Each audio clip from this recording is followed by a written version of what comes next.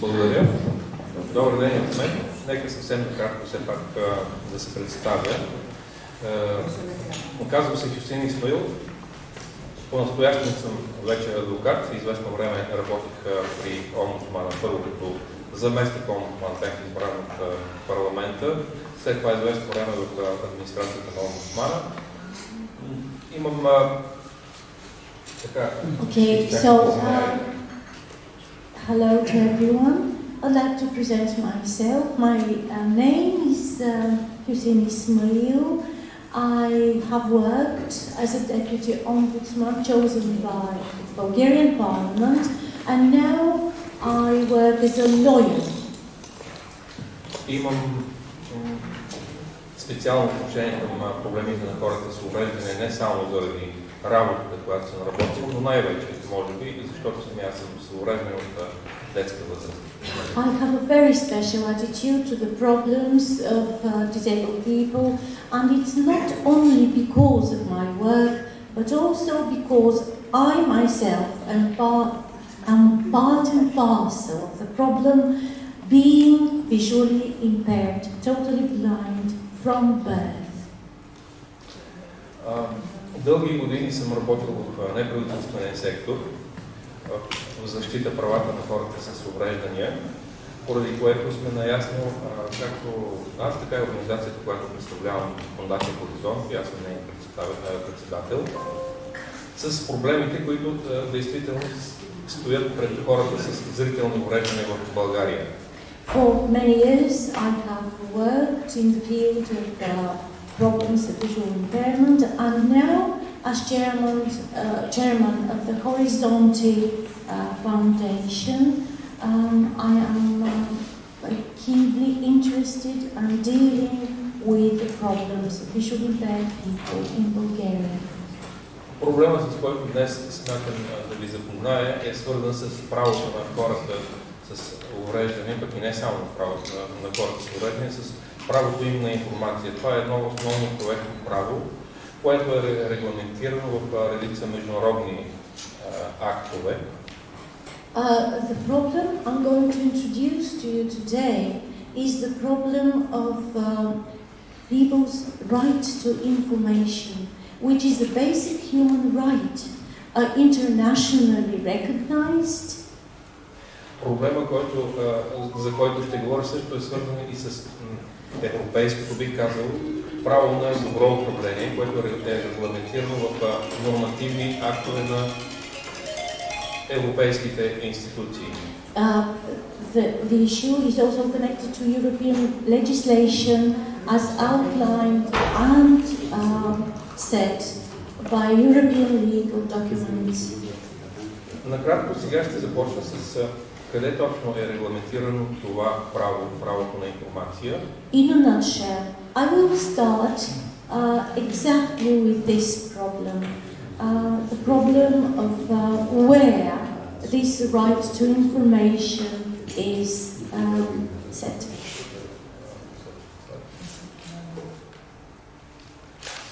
Вече беше спомената Конвенцията за правата на хората с увреждане, която ООН прие и Европейския съюз също ратифицира, както и Република България през 2012 година. I have already mentioned the legal document as accepted by the United Nations, the European Union and Bulgarian government in 2012. В член 9 на Конвенцията изрично се регламентира правото на достъп в неговите различни форми. In Article 9 of the document, it is explicitly stated how this right to information should be performed.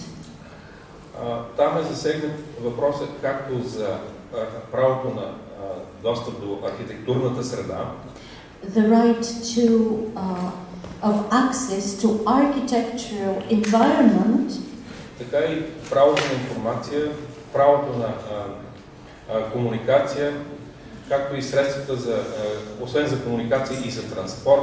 As well as the right for information communication and transportation. Това, на което аз ще се фокусирам, тъй като този член е наистина доста широко обхватен, е правото на информация. What I'm going to focus on, which is a part of this quite extensive article, is the right to information. И още по-конкретно, правото на достъп до веб съдържание. And more concretely, the right to access to web content. В приложение на този член 9 и по-конкретно правото на достъп до веб съдържание, международната общност, в лицето на консорциум от различни големи институции и фирми, който консорциум се нарича W3C, разработи международни стандарти за достъп до веб съдържание. A consortium focusing on this particular problem, which is W3C, has developed guidelines for access to information as displayed on websites. Този стандарт се развива вече повече от 20 години. This standard has been developed for over 20 years now. Последната му, най-актуалната му версия 2.2, която беше последно обновена преди няколко месеца. And its latest version has been updated a couple of months ago, and it is 2.2. Този стандарт е в основата и на приетите от Европейския съюз нормативни актове, регламентиращи веб достъпността на публичните институции. This standard lies at the foundation of European documents which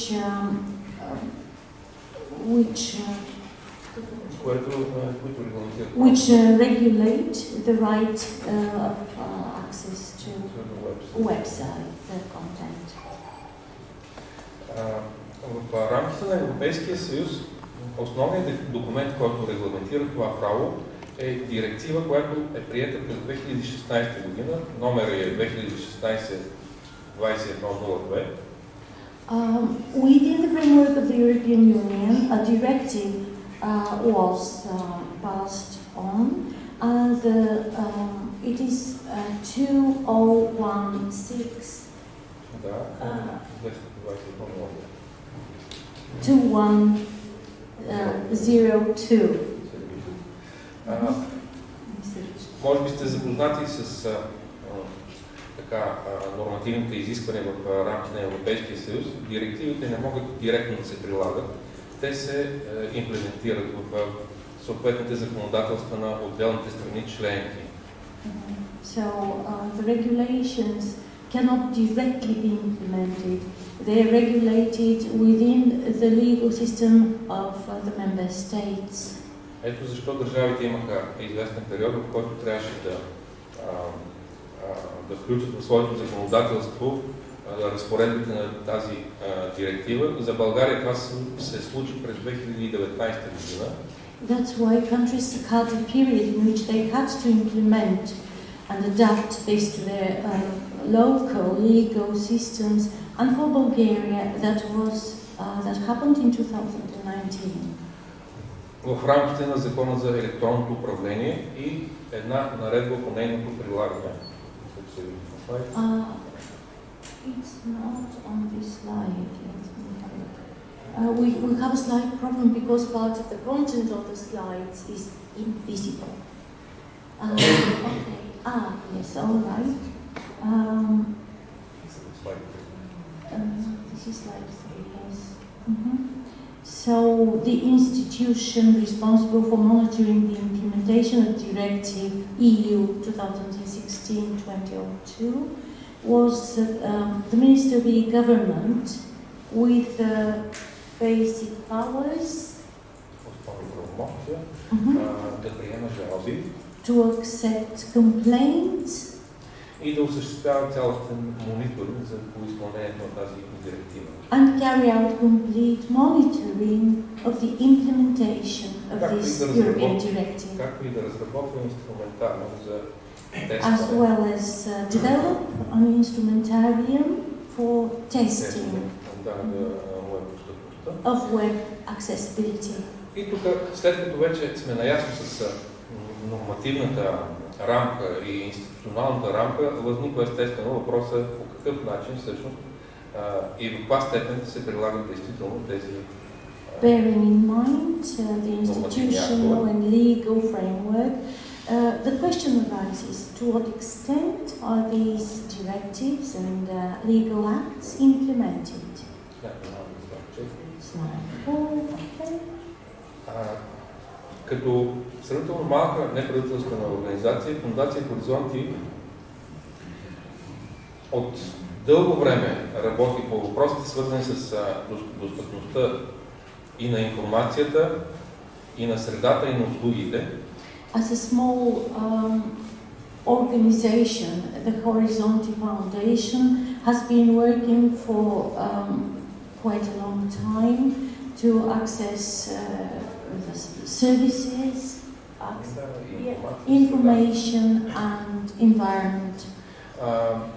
И в израз на своята активност първо през 2015-16 година фондацията организира едно, така, да го кажем, масово тестване на уеб-сайтове за тяхната достъпност. In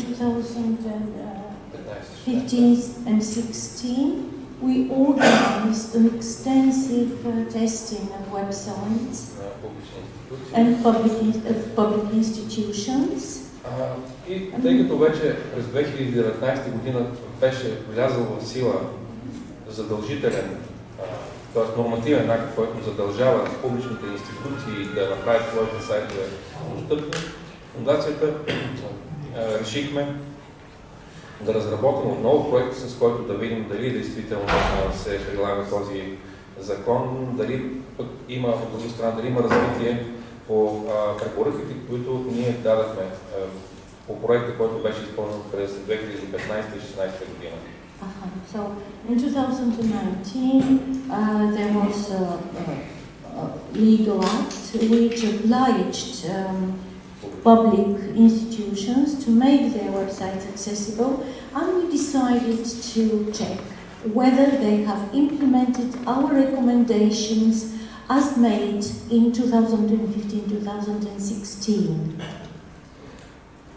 Нашата организация е сравнително малка, затова ние разчитаме на финансиране. Our organization is comparatively small, so we rely on financial aid.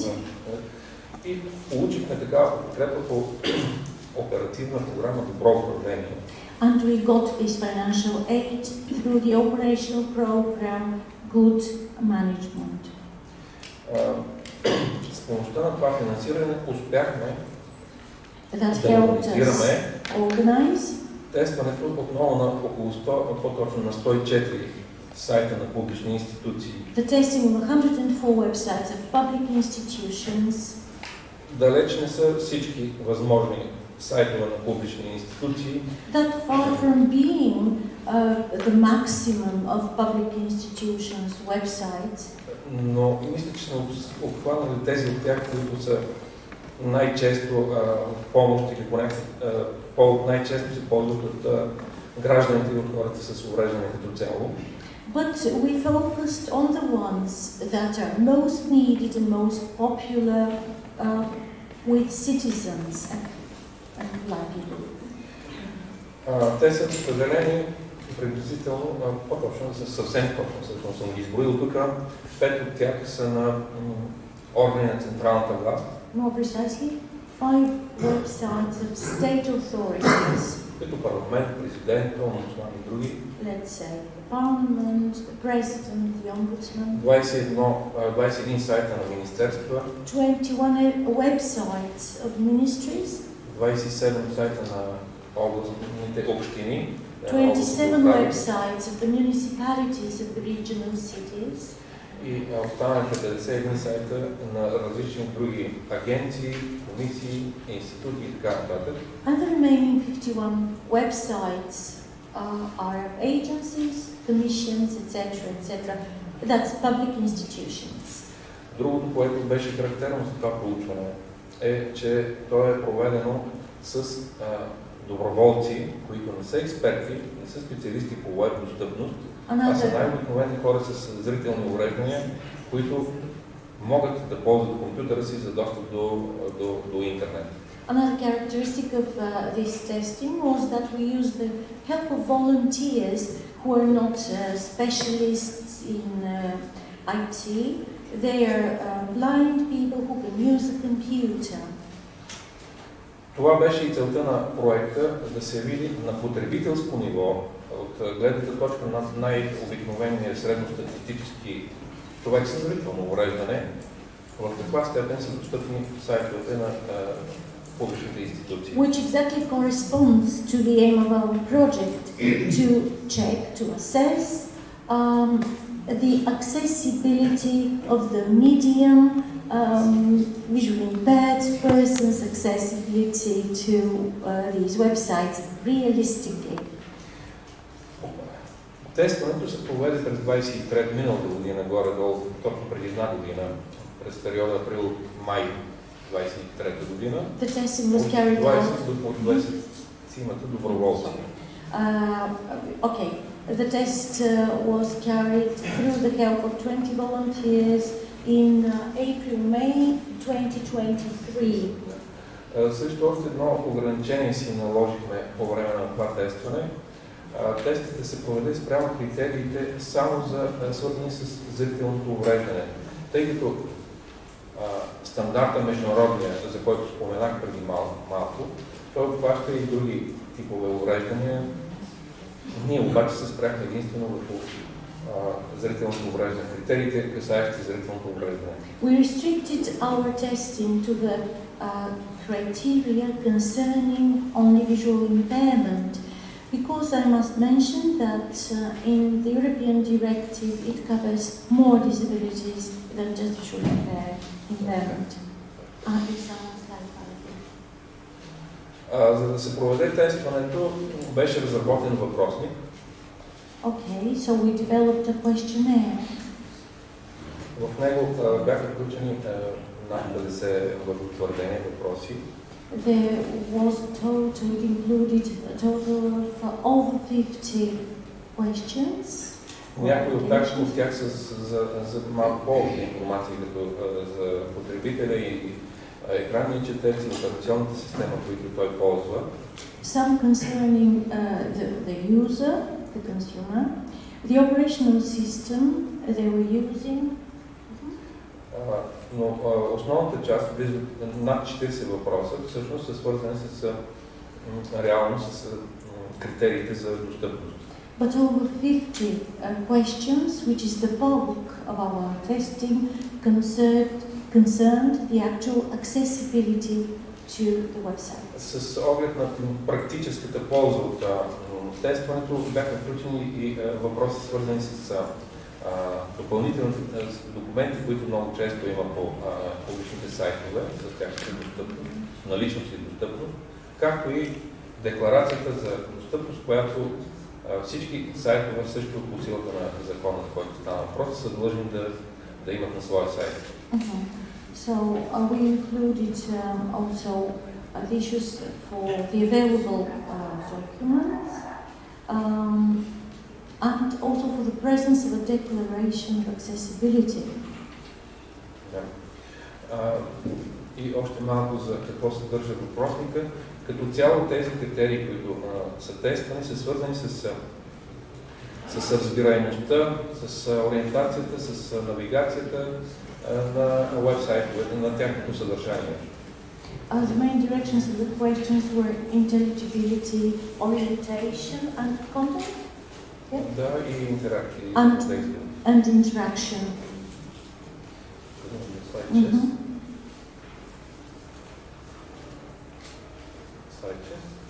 Сега най-сетне нека да минем към резултатите от проучването. Yeah, slide 6. Okay. Да. Yeah, main results. Слайд 6 се отнася за резултатите. Минаваме към резултатите. Ще започна с най-общата оценка, която се оформя в резултат на отговорите на всички въпроси, които са в въпросника и спрямо всичките 104 сайта. Let's start with a comprehensive accessibility assessment based on the testing of all 104 websites. Обработените резултати показват, че те са достъпни само на 57%. The results showed that they are accessible only at 27%. Наблягам отново, че това е една съвсем обобщена цялостна оценка в отговор на всички зададени в въпросника въпроси. I must mention that this is just a general assessment based on all the questions in the questionnaire. Част от достъпността се отнася до съдържанието на веб-сайтовете и там процента на достъпност е само 54%, дори още по-малко. As for content accessibility, it's even lower. It's only 54.2%. Съдържанието като цяло също включва, оценяват се при съдържанието ориентацията, навигацията, информативността на сайта. The things which were assessed were the structure, orientation, navigation, informativeness and intelligibility of the site. That's all Другият много основен въпрос, който се поставя, е свързан с взаимодействието с сайта. The other important problem was accessible interaction. Там процентът е малко по-висок, 66. Where the percentage is slightly higher, it's 66.1%. Достъпното взаимодействие означава такива елементи като бутони, линкове, полета за попълване, списъчни полета, да могат да бъдат активирани от незрящ потребител, състоянието им да показва, да е възприемаемо от незрящ потребител. Accessible interaction spells out the ability to interact with the elements of the site, which are buttons, links, text, list fields, etc., etc. Changes in the state of these elements, feedback when interactivity with the elements are evaluated. Другата насока, която бяха тестени сайтовете, както споменах, макар и не много пряко свързана с веб достъпността, е достъпността на документите, които не са в веб формат. The other part of our investigation was accessibility of documents other than web format. Според тестващите само 53% от тях са четими. The testees stated that only 53% of them are readable. Тъй като не е правено много подробно проучване точно на този въпрос, считаме, че това се отнася предимно за PDF документи, които са преведени в текстов формат. As no detailed checkout has been carried out, we believe that it applies mainly to PDF documents, which are in text format. И последният аспект, в който тествахме сайтовете, е наличието на декларация за достъпност. And the last thing that we checked was the presence of declaration of accessibility. Там процентът е само 41, т.е. само 41% от сайтовете имат качена декларация за достъпност. And there the percentage is quite low. It's only 41% of all tested sites have published a declaration of accessibility. Тук не е посочена информация, но остана така недоизследван също въпросът доколко тези декларации действително отговарят на действителността, защото сме виждали случаи, при които един и същ текст на декларации може да бъде прочетен на сайта на няколко институции, т.е. с copy и paste. Просто е съвсем чисто формално е изпълнен този критерий да има налична декларация на сайта за достъпността на сайта, без тя да е всъщност вярна. Whether they are actual, real, we don't know, we have not tested this, but in many cases it seems that they are just copy-paste, just formally published declarations which do not correspond to the actual content of the site.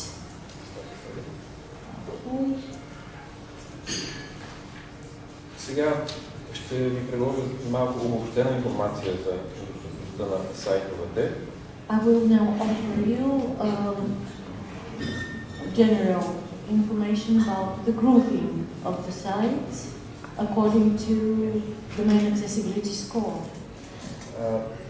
Основната оценка за достъпност включва, както стана преди малко ясно, основно достъпността на съдържанието и взаимодействието с сайтовете. The basic accessibility assessment includes the criteria related to content and interaction. В това отношение, тези две насоки, от тестваните 104 сайта, In these two areas, out of the 104 sites tested, 8 sites? Само 8 сайта са с достъпност, цели, по-скоро бих казал цели 8 сайта са с достъпност под 50%. So 8 sites have accessibility up to 50%, which is below 50%. Тук нямаше толкова място да посочим, но имаше сайтове, които са с достъпност под 20%, няколко предплати. There were a couple of sites that had accessibility lower than 20%. Нека да продължим. 29 сайта с достъпност между 50 и 70%. 29 sites have accessibility between 50 to 70%. 64 сайта са с достъпност 61%, т.е. между 70 и 90%. 64 sites have accessibility between 70 and 90%.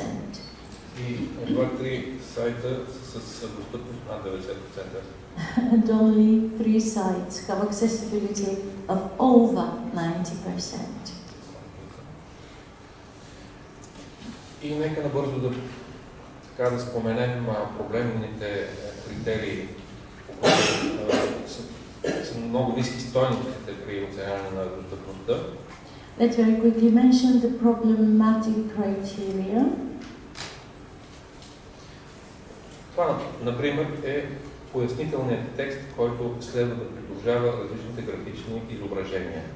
For example, this is the explanatory text for graphic content. Само 31% от сайтовете това е направено. Which has been implemented in only 31% of the sites. С адекватен и достатъчно описателен текст. Adequate and sufficient descriptive text. 35% от сайтовете. Only 35% of sites. Регионите се използват правилно в 38% от сайтовете. Regions fulfilled in only 38% of sites. Имена на региони, това са елементи от сайтовете. Region names. Се използват едва 39% от сайтовете. Fulfilled in only 39% of sites. Тя, че е преводолима само, това е много сериозен процент, само в под 50%, 48%. Capture is easily overridden, yes, in 49% of the sites. Тоест, всичките останали 51% сайтове, при тях просто липсва достъп за хора с зрителни увреждания, което е много to draw the line. The remaining 51% are inaccessible to visually impaired people. Също може да споменем видеосъдържание и аудиосъдържание, които не са надлежно описани или транскрибирани в текст. A small part of the sites use video content that is described, and with audio content, and none of the sites have sound recordings transcribed into text. Практически няма нито един сайт, в който звуковото съдържание да е транскрибирано в текст, което е задължително също според стандарта.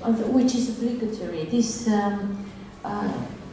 transcription of recording into text is obligatory, but it's not.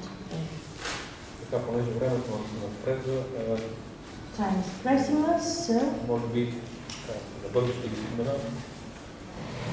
25% от сайтовете не осигуряват уникално заглавие на сайтовете. Това ще рече, когато отворите една страница от сайт, горе на прозореца стои един и същ текст, който много често нищо не означава да реагира потребителя. 25% of sites do not provide unique page titles, which means that when you open a new page, the same one and the same set text appears, which does not help the user understand what's coming on the page. В 61%, което е малко случая, хедингите са добре организирани в смислова и иерархична структура. Only in 61%, slightly over 61% of sites, do headings form a meaningful hierarchical structured content. Тези от вас, които ползват разрящите, нали ние, както и аз, знаем, че хедингите са един от основните ориентири в една страница, така че затова ви казвам, че това е много висок процент. We all know how important headings are for blind users, so this percentage is low.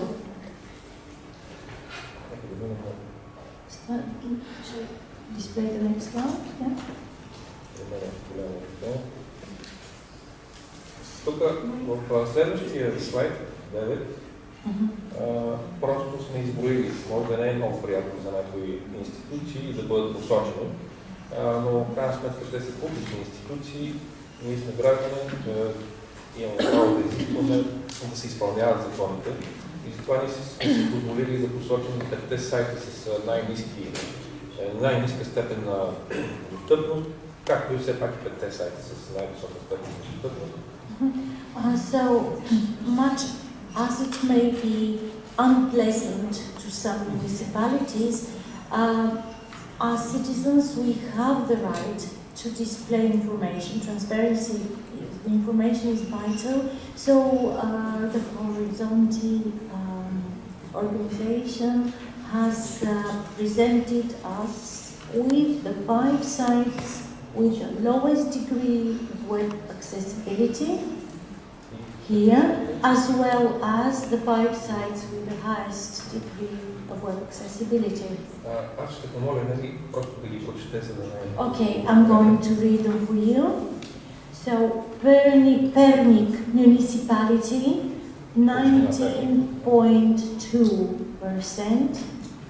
Saisel, I don't know. Това е информационна система за обществени поръчки. It's an information system for public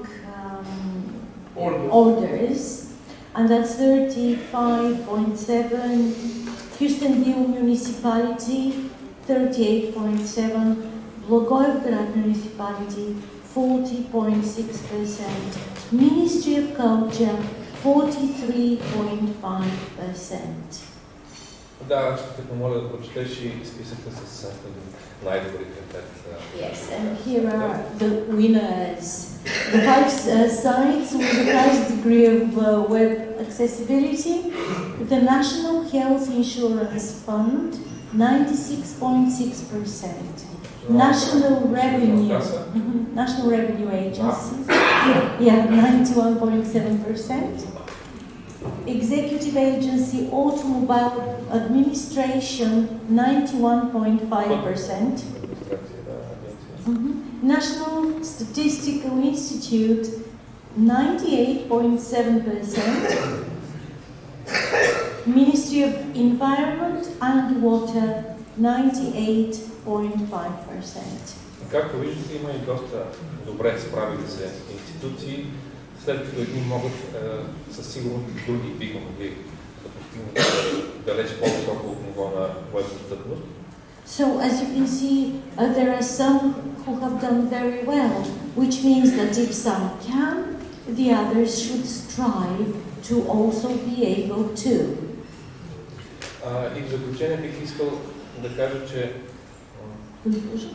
да, че веб-достъпността е наистина ключов елемент за включването на хората с увреждания в все по-дигитализиращото се общество. Web accessibility is key to ensuring equal access to information and services for everyone, including people with disabilities. Затова е много важно не само публичните институции, но и ние от гражданския сектор, както и бизнеса, да положим наистина всички възможни усилия, за да се постигне тази достъпност. That's why it's very, very important that all public institutions, businesses and citizens put every effort to achieve this. Благодаря ви. Thank you very much.